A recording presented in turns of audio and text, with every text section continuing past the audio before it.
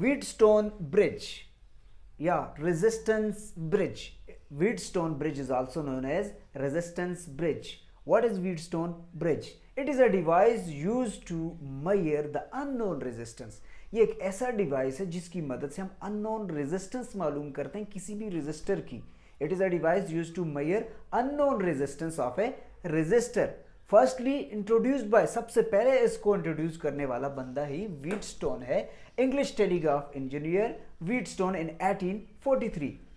Construction क्या है? It consist of 4 resistors. It consist of 4 resistors P, Q, R and X. It consists of 4 resistors P, Q, R and X. P and Q are fixed resistors and known resistors. P और Q fixed resistor हैं जिनकी value fixed है. अगर 10 ओम है तो दोनों की 10 होगी, 20 है तो दोनों की 20 होगी. फिक्स्ड रेजिस्टर है और नॉन वैल्यू है, इनकी वैल्यू चेंज नहीं हो सकती और गिवन है, दोनों की वैल्यू गिवन है. R जो रेजिस्टर है ये वेरिएबल रेजिस्टर है जिसकी वैल्यू कम या ज्यादा की जा सकती है, ये फिक्स रेजिस्टर नहीं है.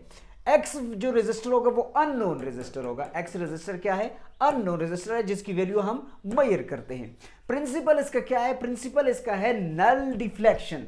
प्रिंसिपल क्या है? Null deflection. The ratio of their resistance are equal, यानी नल रेजिस्टेंस होगी जब गल्वानोमीटर जीरो शो करेगा, सारे रेजिस्टर की वैल्यू इक्वल होगी, उसे हम नल डिफ्लेक्शन कहेंगे. यानी गल्वानोमीटर शो जीरो डिफ्लेक्शन, कोई डिफ्लेक्शन शो नहीं करेगा, उसे हम नल डिफ्लेक्शन कहेंगे. या मेजरिंग अननोन रेजिस्टेंस, इसका प्रिंसिपल ये भी हो सकता है कि measuring of unknown resistance. Working में हम जाते हैं तो वर्किंग में ये है कि इस कंस्ट्रक्शन में हमने लिखा कि एक सोर्स पोटेंशियल डिफरेंस V या EMF है, दूसरा स्विच है, तीसरा 4 रेजिस्टर्स हैं P, Q, R and X.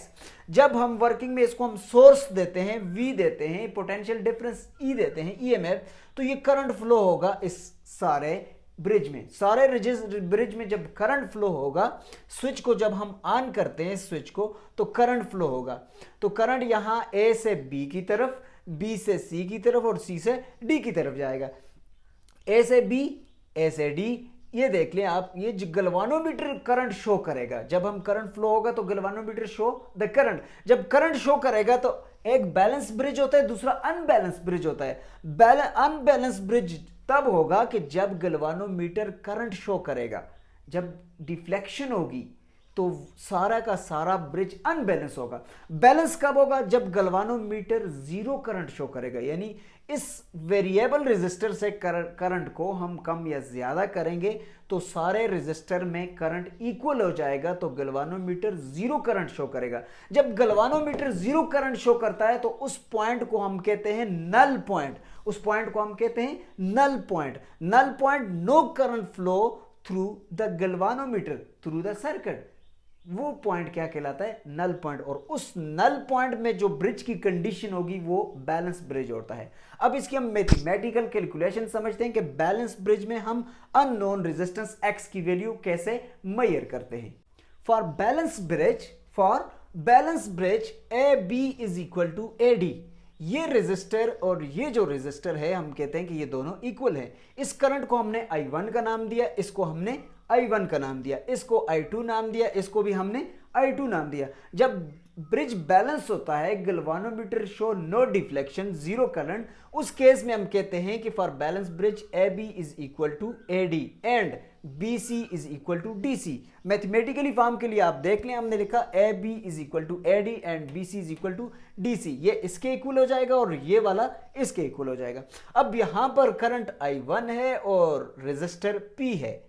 AB में I1P हम इसके साथ लिख लेंगे, I1P is equal to AD में आप देखें, AD में करंट I2 है और रेजिस्टर R है, तो इसको हम लिखते हैं I2R. इसको इक्वेशन 1 नाम दे दिया. अब BC और DC में हम देखते हैं, BC में रेजिस्टर Q है और करंट I1 है, तो इसे हम लिखते हैं I1Q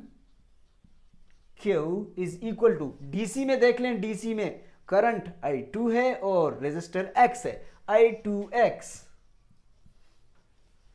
ये आ गई इक्वेशन नंबर 2. I2X किधर से आता है? ये ओहम लॉ से आता है. V is equal to IR. ये किससे आता है? ओहम लॉ से। I is the current, R is the resistor. तो ये आ गए इक्वेशन 1 और इक्वेशन 2। अब हम इक्वेशन 1 और इक्वेशन 2 को हम डिवाइड करते हैं। तो ये आ जाएगा I1P is equal to I2R divided by I2Q is equal to I2X। अब ये डिवाइड हो रहा है तो दोनों का इज इक्वल टू हम सेंटर में लिख लेंगे। तो ये आ जाएगा इज इक्वल टू I2, ये वाला I2 इस I2 से कैंसिल हो जाएगा, ये वाला I2, ये वाला I2 इस I2 से कैंसिल, ये वाला I1 इस I1 से कैंसिल। जो इक्वेशन बचती है वो है P by Q, P by Q is equal to R by X। ये इक्वेशन बची, P by Q is equal to R by X। अब इसमें ये वाला भी नॉन रेजिस्टर है, ये भी है, ये भी है। अननोन रेजिस्टर सिर्फ X है, X की वैल्यू हमने मेजर करनी है। तो हम इस इक्वेशन को बाय क्रॉस मल्टीप्लीकेशन हम लिखें, हम इसको लिखते हैं by cross multiplication. Cross multiply करते हैं तो आंसर ये आता है PQ PX is equal to QR। Cross multiply में ये वाला इसके साथ मल्टीप्लाई हो जाएगा और ये वाला इसके साथ मल्टीप्लाई हो जाएगा, PX is equal to QR। तो अननोन रेजिस्टर इसमें X है तो X को हम इधर छोड़ लेते हैं, तो X is equal to QR divided by P। This equation, using this equation we can calculate the unknown resistance using this equation. क्योंकि इस इक्वेशन में Q भी गिवन होगा, R भी नोन है, P भी नोन है, ये तीनों की वैल्यू हमें गिवन हो, इस इक्वेशन में हम पुट करेंगे तो हम अननोन रेजिस्टेंस X की वैल्यू मेजर कर सकते हैं।